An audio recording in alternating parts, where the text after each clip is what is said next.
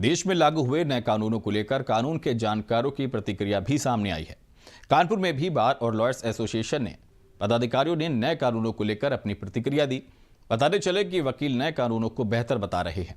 अधिवक्ताओं ने कहा कि परिवर्तन बेहद आवश्यक है और जिस तरह से सरकार की ओर से कानून में परिवर्तन किया गया है, उससे जहां ऑनलाइन ऑफलाइन ऐसे प्रावधानों का लाभ आम जनता को मिलेगा, वहीं निर्धारित अवधि में मुकदमों के निस्तारण से वादी और प्रतिवादी दोनों लाभान्वित होंगे। आम धारणा के मुताबिक मुकदमों की प्रक्रिया कई वर्षों तक चलती है, लेकिन इस बदलाव के बाद लंबे समय से चली आ रही इस धारणा का अंत होगा। बताते चले कि वरिष्ठ अधिवक्ता दिनेश शुक्ल ने बताया कि सरकार की ओर से वादियों की सुगमता में यह निश्चित ही एक बड़ा सकारात्मक परिवर्तन है।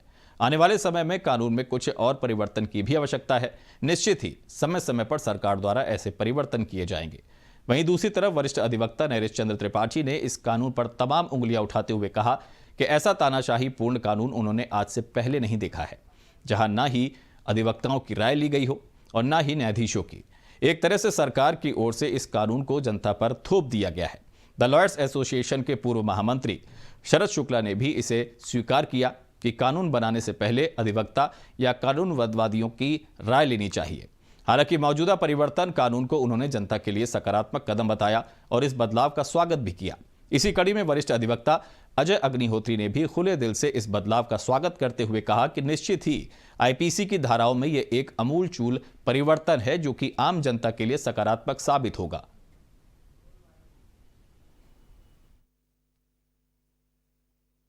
क्रिमिनल के कानून में जो संशोधन किया गया है, इसको इस सरकार ने इस प्रयत्न के साथ में संशोधन किया है कि व्यक्ति को न्याय शीघ्र प्राप्त हो।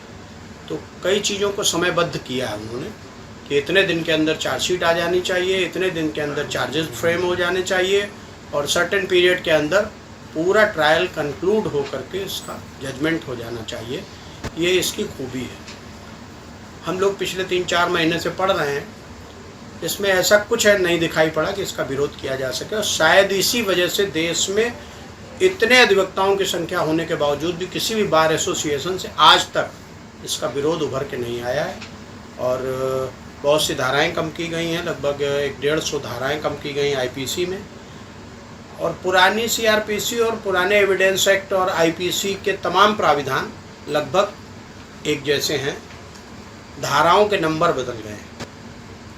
तो जो जैसे मोटा उदाहरण है कि 302 जो धारा थी वो 103 धारा हो गई। ये जो 1 जुलाई से नया संशोधित, जिसको हम काला कानून कहते हैं, ये जो लागू किया गया है, इसके कुप्रभाव बहुत हैं। मुझको, मेरे जैसे 36-37 साल की वकालत करने वाले व्यक्ति को आज पुनः प्रतिदिन 2 घंटे 1 घंटे हमें कानून पढ़ना पड़ रहा है। जो मैंने 37 साल पहले पढ़ा था क्लास में, अब हमें फिर से पढ़ना पड़ रहा है।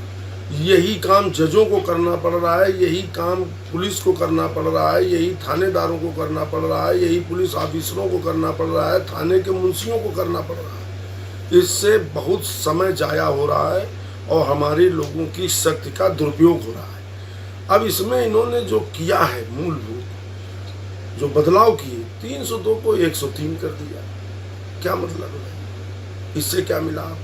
सारी लगभग वही चीजें हैं। बस अगर किया है, कुछ बदलाव किया है तो पुलिस को ताकतवर बना दिया। जो आप बात कर रहे हैं, आईपीसी में बदलाव किया गया है, धाराओं में परिवर्तन किया गया है, मेरी समझ से ये सही है। थोड़ी सी दिक्कत आ रही है, लेकिन वो दिक्कत भी दूर हो जाएगी अगर अधिवक्ता जो है उसका अध्ययन करें सही ढंग से। बाकी कहीं कुछ नहीं है। हाँ, ये है कि जो नया कानून आया उसमें एक लिमिटेशन कर दी गई है, इतनी समयावधि में मुकदमा समाप्त होना है, जो कि बहुत अच्छी चीज़ है ना, अच्छी चीज़ है। इसीलिए इसका विरोध जो है किसी भी एसोसिएशन द्वारा, किसी भी बार काउंसिल द्वारा नहीं किया गया है। ये बहुत अच्छी चीज़ है और इस पे जो है सबको अपनी राय अच्छी प्रस्तुत करनी चाहिए, अच्छे मन से काम करना चाहिए।